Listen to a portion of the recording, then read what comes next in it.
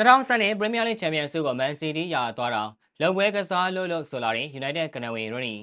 ပရိသတ်များလုံးပဲမင်္ဂလာပါခင်ဗျာ234 Sport ကနေပြန်လည်ကြိုဆိုလိုက်ပါရင်2020 Premier League Champions ဆုအကြောင်းကိုပြန်တွေးလိုက်ရင်မေကွန်းထုတ်ဆရာတွေကအများကြီးပါပဲဒီစကားကို Rooney ကပြောခဲ့တာပါ2011 ရာသီမှာ United ကို Premier League Champions ဆုမရအောင် Jubilar တို့လုံပွဲများကစားသွားသလားလို့ Rooney ကထင်မြင်နေပါတယ်အဲ့ဒီရာသီတုန်းက United ဟာနောက်ဆုံးစက္ကန့်အထိချန်ပီယံဖြစ်နေခဲ့ပါတယ်ဒါကြောင့်အောင်ပွဲခံခန်းလာတော့ပြင်ဆင်နေပြီးပါပြီဒါပေမဲ့တစ်ဖက်မှာ Man City ကနောက်ဆုံးစက္ကန့်မှာ2ဂိုးရသွားခဲ့လို့ချန်ပီယံဆုကို United တို့ဆုံးရှုံးလိုက်ရပါတယ်။ဆာလက်ဖာဂူဆန်လည်းကားသီးတဲ့ပြိုင်ဘက်သူ့ရှေ့မောက်မှာတင်ချန်ပီယံဆုကံမြောက်သွားတာကိုလက်ပိုက်ကြည့်နေခဲ့ရပါတယ်။အဲ့ဒီရာသီကို United ပရိသတ်တွေကောင်းကောင်းကြည့်မှတ်မိနေမှာပါ။ပွဲစဉ်38ထိဘယ်အသင်းချန်ပီယံဖြစ်မလဲဆိုတာအဖြေကမပေါ်သေးပါဘူး။ Man City နဲ့ United တို့ဟာမပေးစရာမှာရမဲ့တူဂိုးကွာဟာချက်အကွာနဲ့အပေါ်အောက်ရက်တည်နေခဲ့ပါတယ်။နောက်ဆုံးပွဲစဉ်ကအဖြေပါပဲ။ United ဟာအမှတ်မလိုတဲ့ဆန်နာလန်အသင်းနဲ့ကစားခဲ့ရပါတယ်။ Man City ကတော့အမှတ်မဖြစ်မနေလိုနေတဲ့ Jubilar နဲ့ကစားခဲ့ရပါတယ်။ Jubilar တို့အမှတ်လိုခဲ့ပါတယ်။သူတို့ကအမှတ်ပေးစရာရဲ့အဆင့်18ရာမှာရက်တည်နေတယ်။ Man City စီကနေမဖြစ်မနေတေးတမှတ်မရမှသာတမ်းမဆင့်မှာပါ။ဘာပဲလဲဆိုတော့အဆင့်18က Bolton က Stoke City နဲ့တွေ့နေပြီး Bolton တို့အမှတ်မလိုတဲ့ Stoke ကိုနိုင်သွားရင် Jubilar တို့ကျင်းတွေပေါက်တန်းဆင့်ရပြီဖြစ်ပါတယ်။ဒီလိုနဲ့နောက်ဆုံးနေဟာကြီးစုရတာအင်မတန်ကိုမှစိတ်လို့ရှားစရာကောင်းခဲ့ပါတယ်။ United တို့ဆန်နာလန်ကို Rooney ရဲ့တလုံးလဲသောဂိုးနဲ့နိုင်ခဲ့ပါတယ်။တစ်ဖက်မှာ Man City ကတော့ Jubilar ကို Zabaleta ရဲ့သွင်းဂိုးနဲ့ဦးဆောင်နိုင်ခဲ့ပေမဲ့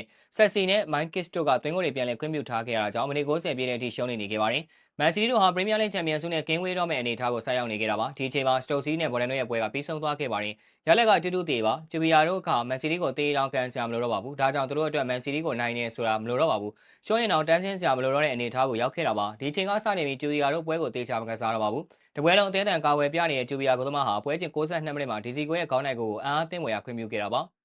ကိုပေးလိုက်ရပြီးတဲ့နောက်စာပေးပေါ်ပေးရမှာလဲဘောလုံးကို Jubilar ကစားသမားတွေကကင်ထားခြင်းမရှိပဲ Man City ကစားသမားတွေစီကိုပဲကန်တင်ပေးခဲ့ပါတယ်။သူတို့ကပုံစံကြည့်ရတာ Man City ကိုအနိုင်ပိုးရမယ့်ပုံစံမှာ Man City ဟာတသိန်းလုံးလေးပါတက်ကစားခဲ့ပြီးပွဲပြီးကန်ဒီမှာတော့ဘာလော်ဒလီရဲ့ဖန်တီးပေးမှုကနေအကွဲတို့ကအနိုင်ကိုသွင်းယူသွားခဲ့တာဖြစ်ပါတယ်။ပွဲကတေးချခဲ့ရင်တော့ United တို့ချန်ပီယံဖြစ်မှာဖြစ်ပေမဲ့ Jubilar ရဲ့ထူးဆန်းတဲ့အရှုံးပေးကစားသွားမှုကြောင့် United တို့ချန်ပီယံဆုနဲ့လွဲချော်ခဲ့ရတာပါ။ Man City က United ကိုအမှတ်တူ6ကွာအကျအသာနဲ့သူတို့အသင်းရဲ့သမိုင်းတစ်လျှောက်ပထမဆုံးအကြိမ် Premier League Champion ဆုကြီးကိုကင်မြောက်သွားနိုင်ခဲ့တာဖြစ်ပါတယ်။နောက်ထပ်မေးခွန်းထုတ်စရာကောင်းတာက Jubilar ကစားသမားတွေဟာ Man City ကစားသမားတွေနဲ့တွားရောက်အောင်ပွဲခံနေခဲ့ကြတာဖြစ်ပါတယ်။ဒီကိစ္စနဲ့ပတ်သက်ပြီး Rooney ကအခုလိုပြောပါတယ်။ Overland နဲ့အင်တာဗျူးမှာ Rooney ကတိတ်မသိတာပဲဖြစ်နိုင်ခြေတွေရှိနေပါတယ်။ပေးလိုက်ရတဲ့နှစ်ဂိုးစလုံးဟာတမင်ပေးလိုက်တယ်လို့ပါပဲ။ Jubilar ကရှုံးလဲတမ်းမစင်းရတော့ဘူးဆိုတော့တီတော့ဘောလုံးရတာနဲ့ Man City ဘက်ကိုပေးပြနေတာပါ။ Jory Barton ကလည်းမိုက်မဲအနီးကပ်ယူလိုက်ပါသေးတယ်။ City ရဲ့ဒုတိယဂိုးမှာဆိုရင်လည်း Patty Kenny ကတေချာမဖမ်းပါဘူး။နောက်ပြီးဘောလုံးရလာရင်ဘာလို့ Man City ဘက်ကိုပေးပြတာလဲစဉ်းစားလို့မရပါဘူး။ပွဲပြီးမှာ Chelsea က Man City ကစားသမားတွေနဲ့တွားအောင်ပွဲခံနေပါသေးတယ်လို့ပြောခဲ့တာဖြစ်ပါတယ်။ Jubilar အနေနဲ့တပွဲလုံးတေချာကစားပြီးမှနိုင်ရှုံတမ်းမစင်းရတော့ဘူးဆိုတာသိလိုက်ရချိန်မှာနိုင်ဖို့လိုနေတဲ့ Man City ကိုပေးနေလိုက်တာကတော်တော်လေးကိုထူးဆန်းပါတယ်။ United တို့ကိုချန်ပီယံမဖြစ်အောင်လုပ်ပွဲကစားသွားသလိုကြီးဖြစ်နေပါတယ်။ Salas အတွက်အတော်လေးကိုအသေးပေါက်စရာဖြစ်နေပါပါ